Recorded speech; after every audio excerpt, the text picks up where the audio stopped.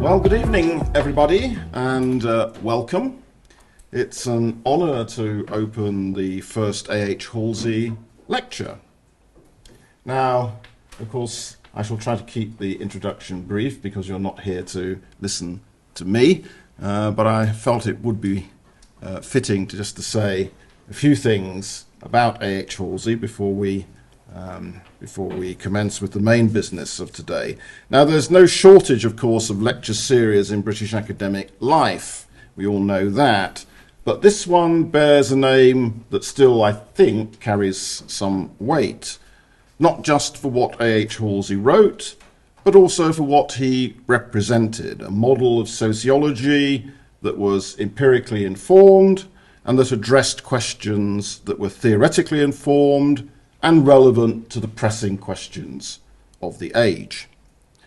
Albert Henry Halsey, known to his friends and colleagues alike as Chelly, was the son of a railway porter, educated at Kettering Grammar School, and formed intellectually in the post-war intellectual crucible of the London School of Economics, when British sociology was carving out its identity as a distinct discipline with its own characteristic problems and preoccupations. He became a leading figure in that formation itself, first of all at Liverpool, and then at Birmingham, and then finally here in Oxford as Oxford's first Professor of Social and Administrative Studies and as a Fellow of Nuffield College. He believed in social mobility, but not necessarily in the myths that we told ourselves about mobility or meritocracy. He was a policy advisor, most notably to Anthony Crosland, who at the time was the Secretary of State for Education. He was a builder of institutions, a progenitor, in fact, of two of Oxford University's social science departments, DSPI and the Department of Sociology. And perhaps somewhat unfashionably today, a believer that sociological knowledge could and should inform the work of the state for the common good. He also had a very keen interest in higher education, not just as a place where he plied his trade, but as an object of intellectual inquiry in and of itself, and in fact carried out two major empirical studies of academics in UK universities.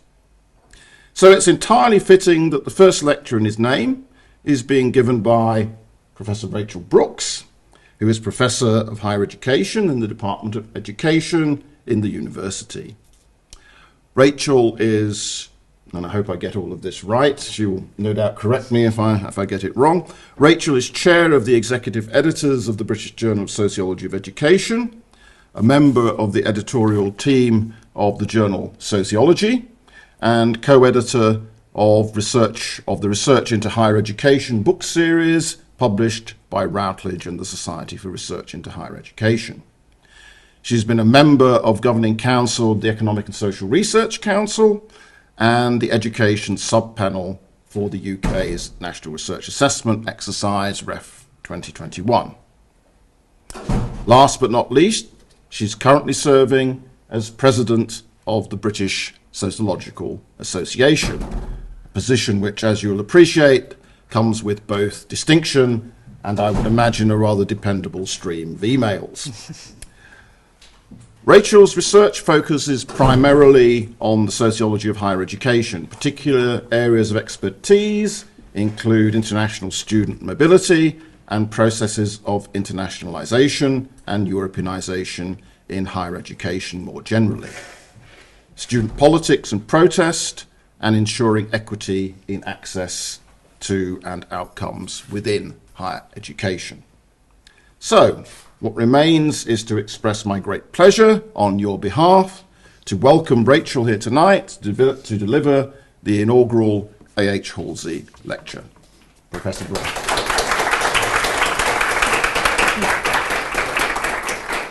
I think you've picked up my notes as well, which I probably do need. Thank you very much for such a warm welcome, and it's really a real honour to be able to give this first lecture in the series. And thank you very much for coming along today, everybody.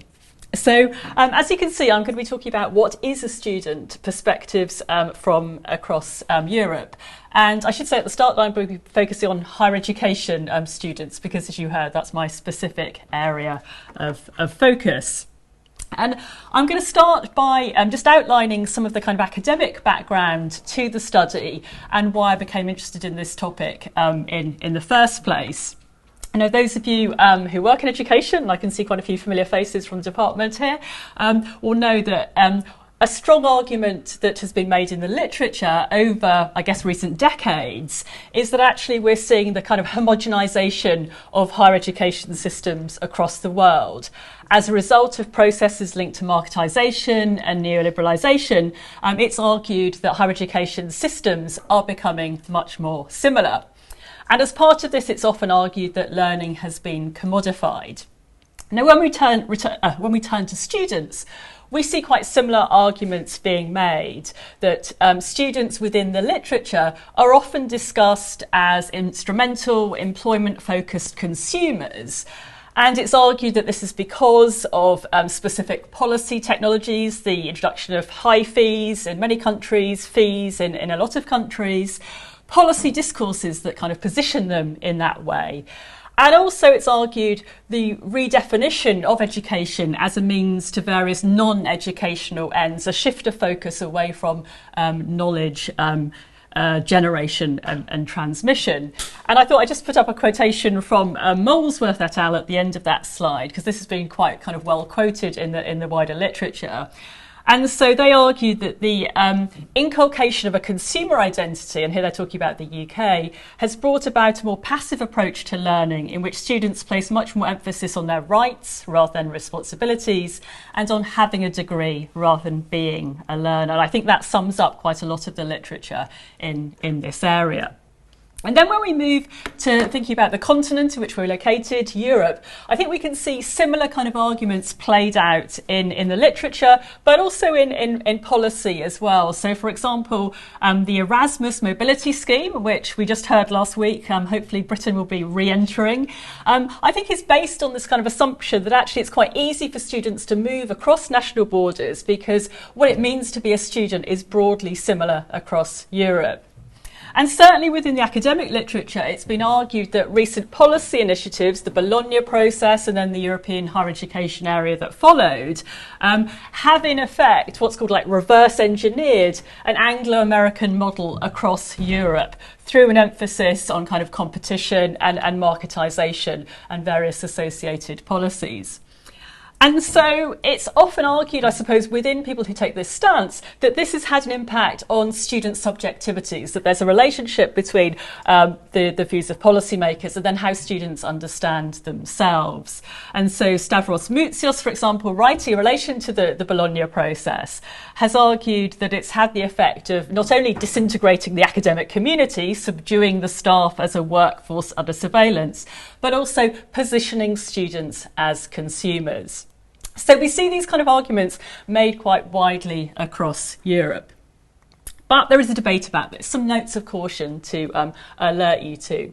First of all, some scholars have contested that relationship between policy on the one hand and student subjectivities on the other, arguing that this isn't always a simple translation from one to the other. And then scholars who've looked more specifically about European policy have argued that actually, instead of nation states just sort of taking on board European policy, they often pick and choose what suits their national agendas. And then there's a body of work that has suggested that we shouldn't consider nations necessarily as coherent educational entities. There may be differences between institutions within the same country and between groups of students, even with within the same institution. But when I was kind of reading this literature, it struck me that there was actually very little empirical evidence to judge these kind of competing claims. There were lots of assertions made about students as consumers, homogenisation across Europe, but actually very little empirical evidence to test this out. And so that's kind of what drove me to pursue the research that I'm going to be talking about today. So I received a grant from the European Research Council to undertake a project that's called Eurostudents. And on the slide there are the 4 research questions that underpin this project, which I'll just read out because they're kind of quite fundamental to what I'm going on to say. So firstly, how are understandings of the higher education student produced, shaped and disseminated by policymakers, the media and higher education institutions? Secondly, to what extent do these understandings differ within and across European nations? Thirdly, how do students of different national and social backgrounds understand the role of the higher education student? And finally, to what extent are their understandings consonant with those produced, shaped and disseminated by policymakers, the media and higher education institutions? So to try and answer those questions, we conducted a 6-nation comparative study. So we collected data in Denmark, England, Germany, Ireland, Poland and Spain. And those countries were chosen to provide diversity in relation to welfare regimes. We wanted countries that kind of, had different kind of assumptions about welfare and different policies in that area. Their relationship to the European Union, level of tuition fees charged to students, and also the nature of the student support system, whether that was generous or not. So I don't expect to look at all the detail on this slide, but this is kind of showing you the 6 countries and those 4 variables that I was just talking about. There's no need to take all of that in. And then in terms of our data collection, there were 4 strands which mapped onto those kind of 4 social actors that I outlined in the research questions. So first of all, to examine policy constructions, we analysed policy texts relating to higher education students from across Europe. We conducted interviews with policymakers. In terms of media representations, we analysed quite a large number of national newspaper articles that had some kind of focus on students. And we also conducted analysis of films or drama-based TV programmes that figured students prominently. To access institutional perspectives, we analysed institutional websites and conducted interviews with staff members. And then to explore student understandings, we conducted focus groups. In each of the 6 countries, we chose 3 case study universities or higher education institutions. And in each of those, we conducted 3 focus groups with undergraduate students and domestic students rather than international students, because we felt that there were different issues involved, both for postgraduates and for international students. Now, one kind of I don't know, a kind of part of the project that one of my postdocs convinced me to do, I was a bit sceptical about at the time, but actually I'm really glad we did it, was to use plasticine modelling in the focus groups. And so what we did in the focus groups right at the start, so we hadn't asked any of our questions, we got the students to make one model of how to represent how they saw themselves as a student, and a second one to represent how they felt they were seen by other people as a student. And in the various slides in the presentation, I'll show you some examples of that. And as I said, I was a bit sceptical about how that would go, but actually that worked really well. And it was a really good kind of, I suppose also a kind of an icebreaker for students who hadn't necessarily met each other before in the focus group. So I would thoroughly recommend that. Okay, so in the book that we wrote of the project, we outline 6 common constructions of students based on the data that we gained from those research methods.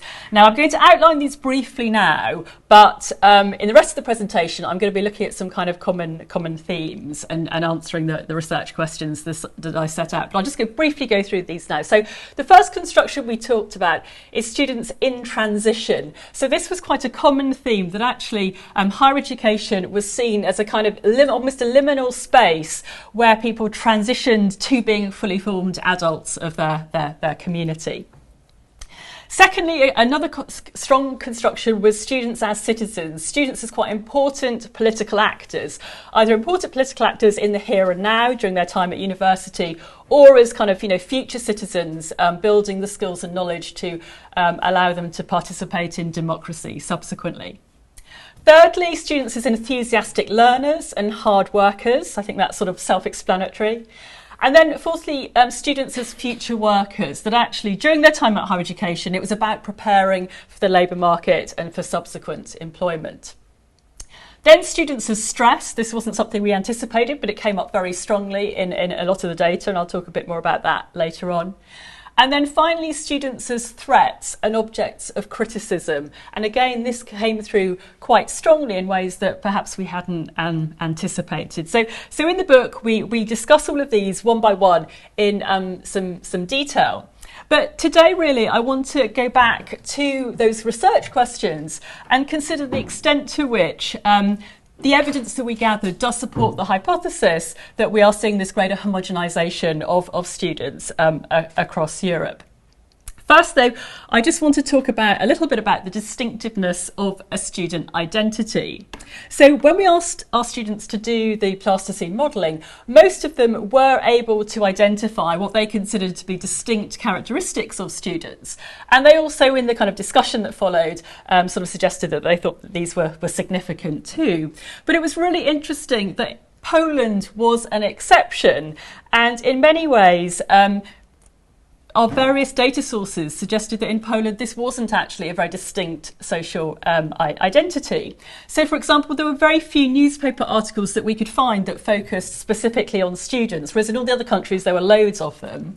Secondly, when we were looking for TV shows or films that focused on students, we couldn't find any at all, and we had, Polish contacts who we checked this out with. And then it was really interesting that in the focus groups, some of our students kind of alluded to this in the models that they made. So just a couple of examples here for you. So the red one, the student says, "I made a regular person because I think that every student is just a regular person. And the fact that you're attending university doesn't make you special in any way. That's it." And then the second one, the blue one, the student here said, "I formed a person because I see myself as an outgoing person and someone that needs other people to feel good. And I'm always at the centre of attention." So nothing about kind of being a student. It's about the kind of personality trait. And it was only in Poland that we saw students making these kind of models where they sort of struggled to identify anything that they thought was specific about being a student. And I suppose, we thought quite a lot about why this might be. And I suppose some of our tentative theories are that in Poland, unlike the other countries in our study, over the recent past, there had been a very sharp increase in the rate of participation in higher education. So when we collected our data, the participation rate was broadly similar across Poland and many of the other countries. But actually, its rate of change had been very different and very sharp.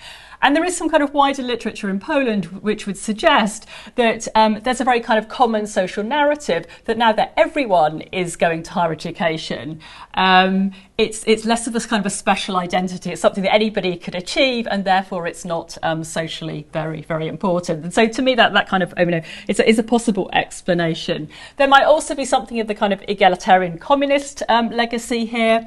And also, I suppose, what other research has found about the strength of students' worker identity. So there's another research project that's asked students across Europe the extent to which they identify as a student or as a worker. And in Poland, it's very different from other countries because of the high percentage of people who identify as a worker. And I think it links back to the point that I was talking about, that the value attached to having a degree is now seen as much lower in Poland because of the very fast mass expansion. And so people think that it's work experience that helps you get a job afterwards, not necessarily your degree. And when we were doing the fieldwork, it was quite interesting that we saw the kind of physical spaces of the university reflecting this to some extent. In the Polish universities where we collected data, there were no social spaces for students. So this was the kind of best we could come up with, a social space. There's a little bench and there's a vending machine, and that's it. And we felt that was kind of reinforcing this sense that, it wasn't somewhere where you hung out. It wasn't somewhere where you kind of socialised as well. It had quite a narrow function. But that's a kind of digression, because in the majority of cases, students did think that there was something distinctive about being a student, and were very happy to talk about it. And so I'm going to go on now to talk about some of those kind of themes and the extent to which, first of all, we can see or not see homogenization across nation states in Europe. So I want to start by saying that there were some commonalities across Europe, and perhaps the most dominant one was the construction of students as future workers, and perhaps that doesn't surprise any of us. When we looked at the kind of policy texts, interviewed policymakers, looked at media discourses, this was very common in all 6 countries. And there was a typical sort of macroeconomic framing in which students were often positioned and understood as human resources for a knowledge economy, and a kind of more microeconomic framing where students were understood as rational choosers seeking maximisation of labour market returns. And when we turn to the students, we also saw kind of, lots of students talking about themselves as future workers, but actually having a slightly different take on it. So they objected to being seen as only future workers. That was very important. And unlike some of the kind of staff and policy perspectives, they felt that a focus on employment was entirely compatible with being a committed learner and an active citizen and developing personally. So this was a kind of a holistic sense that they had, that it wasn't one or the other, it was actually future workers as part of a broader package. But typically students emphasise credentialism and positional competition rather than human capital development, and that's where they differed from the other social actors in the study. And so this plasticine model here is the student in the focus group talking about a group of people that it's difficult to get access to, it's difficult to get entry to unless you had to kind of keep up with a credential race. And that was a very typical understanding of the future worker discourse. So some commonalities across the nation states, but I suppose the argument I want to make this evening is that much more common was evidence of enduring national differences.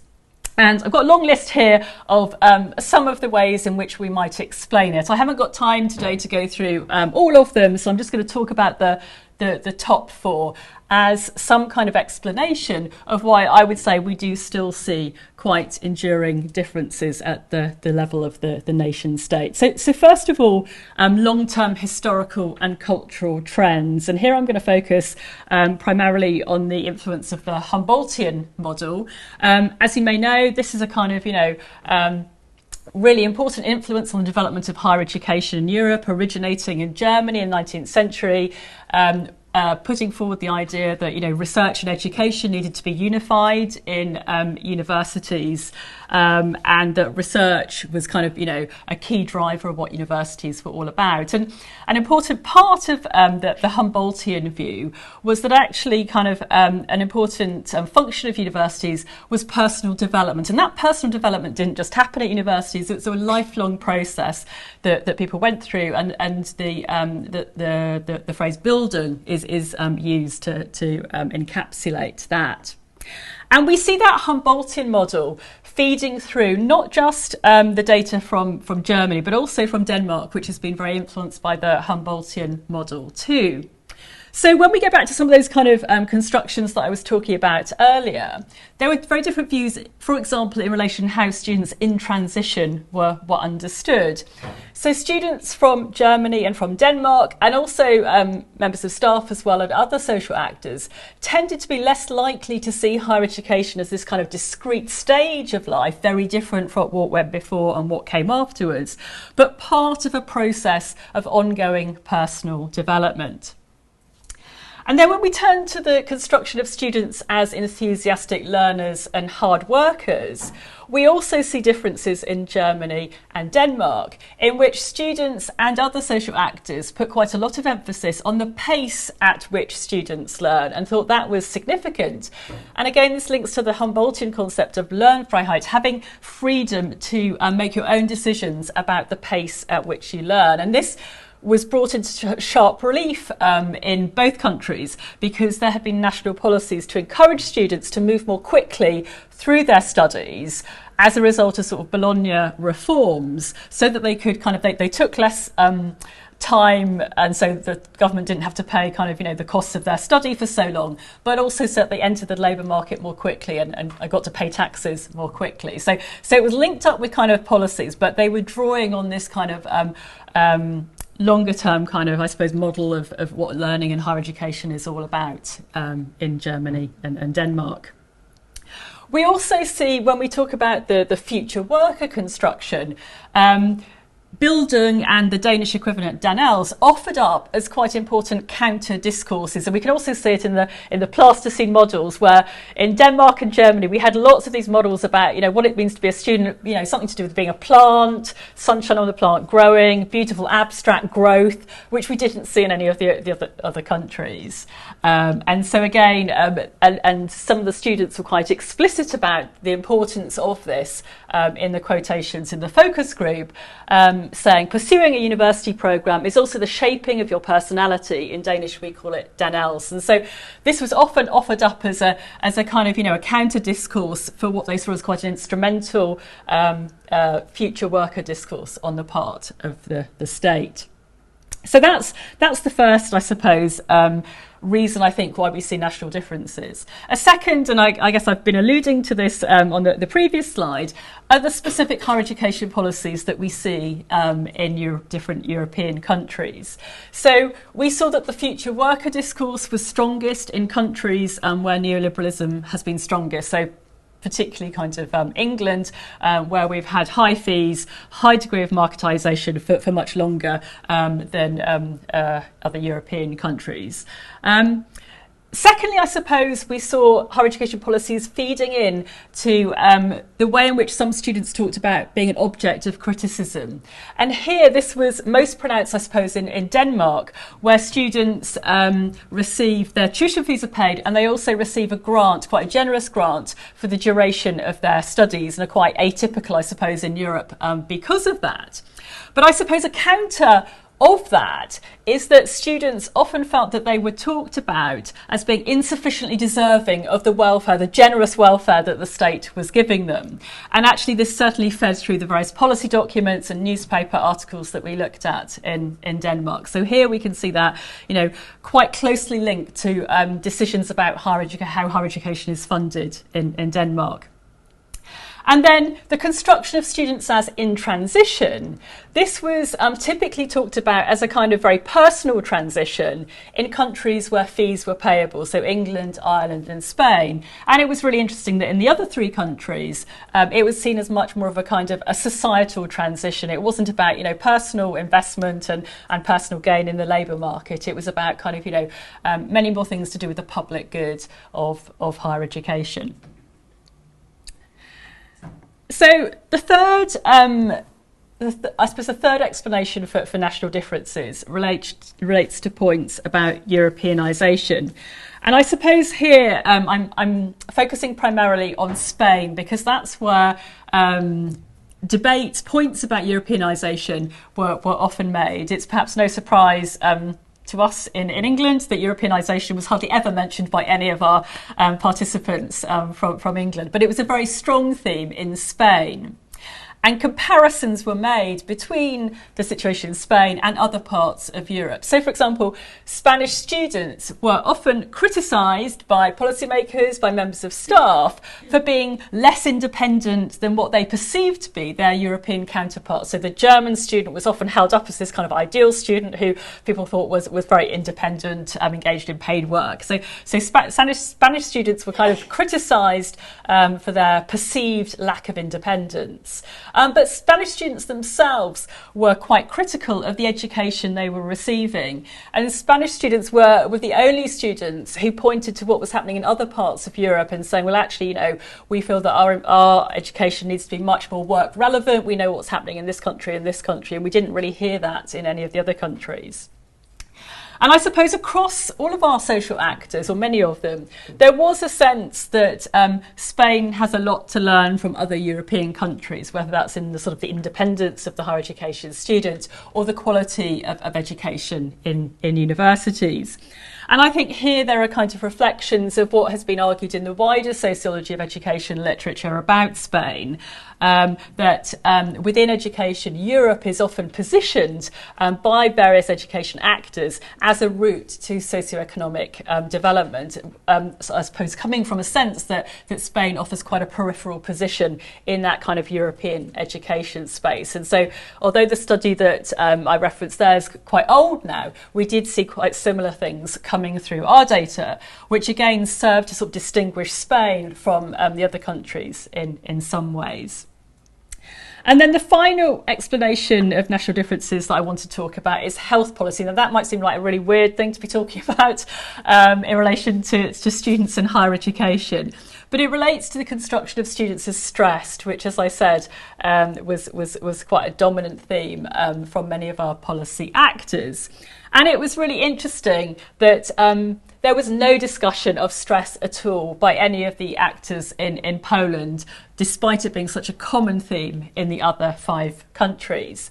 Now, this may relate to what I was saying earlier about, students being seen as not particularly distinctive social actors in Poland, the view being that, if they're just the same as everybody else, they're not going to suffer any more stress than everybody else. But I think when we look at the literature on cross-national differences in relation to kind of, health policy and health practices, it's argued that there's still quite significant stigma attached to disclosure of mental health issues in Poland, which differentiates it from many of its, European neighbours. And so we wondered if there is some of that going on here, which again served to sort of differentiate Poland from some of the other countries in the study. So I suppose I've argued and hopefully convinced you that there are still quite significant national differences in understandings of what it means to be a student today. I want to now move on to look at the nation state itself and the extent to which we see convergence within nation states, or actually whether we see different patterns emerging. Now, this might have been kind of obvious from what I've been saying already, but despite some of those kind of assumptions in the literature about national homogeneity as well as kind of international homogeneity, relatively few of the constructions that our participants talked about were shared across all social actors. The 2 exceptions to that were students as stressed, which was kind of, with the exception of Poland, something that kind of, all of the different actors in our study talked about, and also future worker. But as I mentioned previously, that was kind of played out in rather different ways. But I suppose a key difference that we saw in pretty much all of the countries was differences between student perspectives on one hand and the perspectives of other social actors on the other. And just some examples of this. So, for example, the construction of students as active citizens. Now, this was something that students felt very strongly about. Lots of their models referred to this. So this is actually a kind of a fist that somebody's made to sort of in Denmark to show student power. And the focus group, one of the focus group participants in Denmark was typical of many who said, we also learn to be critical. We learn to be critical of the state. We learn to be critical of society in general. And then we contrast that with an interview from a staff member in the same country, which again was quite typical of staff members, who talked about students saying they're focused mainly on taking care of their own position in society, that they don't have to pay for their study programmes, so they don't have to complete their studies too quickly. And there was a general sense amongst many of the staff that we spoke to across many countries that actually students these days were much less politically engaged than the students of the past. And where they were politically engaged, it was generally to further their own interests, not to care about wider society. So there was a fundamental difference here, I think, between students and other social actors. And we can also see that played out in the way in which they talked about students as learners. So overall, I would say there was a common view amongst higher education staff that students, typically, contemporary students, were typically quite passive and quite instrumental in their approach to higher education. So reflecting those kind of arguments that I outlined at the start within the literature that sort of argued that this has had this kind of effect, these marketised policies have had these kind of effect on students.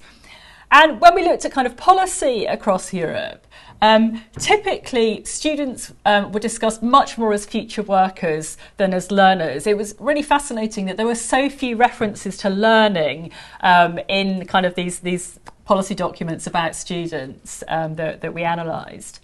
However, when we talk to students, and often in fairly unprompted ways when we've gotten to these plasticine models right at the start, learning was kind of quite central to how they understood their identity as a student and how they spent their time. So yes, jobs were important to them, but higher education was also really valued as a context for learning, for exploration, for self-discovery and self-development. And alongside this, lots of students stressed the kind of hard work and effort that they had to put in and that they wanted to put in too. And so this plasticine model here is a student who wanted to show that it was attached to their head because they never left their laptop. They were always working on it. And so the student said, that's me with a laptop. That's basically what I do all day. That's how I fall asleep. That's how I wake up. Basically, I study, I program, that's it. There's not much else, and there's not much time for anything else. So that's quite an extreme view. But the view that actually learning was quite central to what it means to be a student came through very strongly in the student data and was and contrasted quite significantly with what others told us. Now, why might that be? Why might staff in particular have this kind of very different view from students? Because you'd expect them to be spending quite a lot of time with their students on a daily, weekly basis. And I suppose one of the things that we've argued is this kind of critique of the student seemed to be, for some staff members, a means of critiquing broader phenomenon. So typically they were very sympathetic to students, but felt that students, were exhibiting kind of problematic behaviours because of the wider policy context. So that was made definitely in England in relation to what people saw as the kind of high level of marketisation here, but was also made in many other European countries in relation to kind of policy reforms that staff were quite critical of. I think it's also bound up with a kind of generational critique, the kind of view that, students these days aren't as political as we were when we were young. I think we see that kind of discourse played out in different ways in society. But I think perhaps, worryingly, it did seem to us to suggest quite a lack of knowledge of the realities of students' lives, that there could be such a stark contrast between how students talked about their lives and how staff saw them. So I suppose that leads us to kind of, be quite kind of critical of those who've argued that we do see national homogeneity as well as cross-national homogeneity. And I think that's also illustrated by some other axes of difference. So I've talked about differences within nation states by type of social actor, but we can also see that in a number of different other ways too. So for example, we saw differences by academic discipline. So the social science students in our study were typically more politically engaged and are more likely to sort of talk about themselves as significant political actors than students from other academic disciplines. But I suppose perhaps more worryingly, there was also a sense that those who were enrolled on STEM courses, so science, technology, engineering and maths courses, were seen as superior learners. Now, this was kind of a perception of students, which isn't necessarily based on fact at all, but it was also, interestingly, something that, was kind of made implicit in some of the policy documents as well, where STEM was kind of, prioritised as the most important kind of course that students could take. That wasn't so much in England, but we did see that particularly in Spain and Poland. So discipline of study being another way in which students were understood in a slightly different way. We also saw differences by the university or higher education institution that students attended. Now, I'm slightly cautious about talking about this because it is kind of entangled with social class to some extent. So as you probably know, in many countries of the world, we see quite a lot of differentiation by social class in the backgrounds of students who attend different types of university. But I suppose but I suppose putting that one side, within our study, we did see quite significant differences by institution. For example, in how transition was understood, whether this was seen as a family transition, something that was completely normalised, or something that was actually quite atypical. And students attending more prestigious universities typically talked about it much more as, you know, an unknown, something that, you know, parents and grandparents had done. There were also differences by institution in the degree of optimism that students had about their future efficacy as citizens, how empowered they felt to make change when they left university. And there were also assumptions about different types of learner, and that students attending kind of more prestigious universities were understood as better learners. And this came across even in kind of flatter systems with less sort of hierarchically positioned institutions in Europe. And this was again kind of a perception that students kind of, you know, critiqued in terms of its reality. But we also did see that kind of feeding through various of the documents that we analysed too, in terms of, you know, people positioning more as a kind of reality. And then I suppose linked to what I've just been saying, the importance of socioeconomic status in differentiating what it means to be a contemporary higher education student. And so, you know, across our data, people talked about differences in capacity to devote yourself entirely to your studies, the kind of ways in which for some students, the need to engage in paid work reduced the time that they had to study, and perhaps, you know, kind of, you know, reduce their learner identity. And fed into kind of, you know, how they understood themselves, the extent to which, you know, they might position themselves as a kind of not just a future worker, but a worker in the present, as opposed to a fully committed student.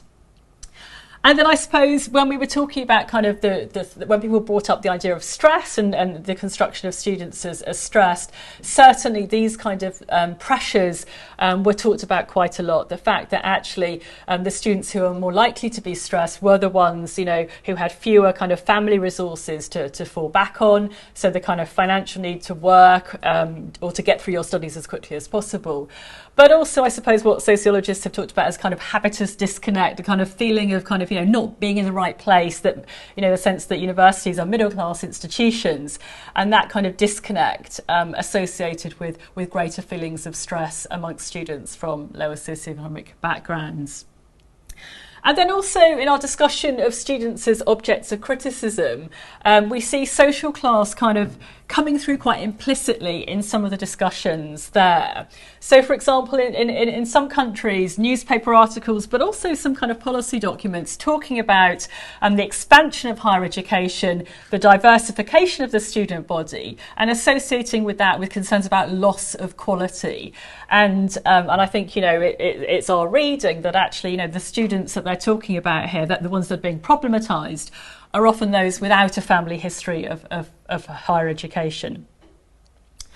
So hopefully, having gone through all of that, I've convinced you that there are some questions to be raised about the academic literature that assumes this kind of homogeneity across Europe. But I suppose I want to argue, as I sort of get into the final stage of my presentation, that it isn't just kind of, you know, this data isn't just of kind of academic interest. There are also quite sort of, you know, material consequences that follow from some of the things that I've been saying.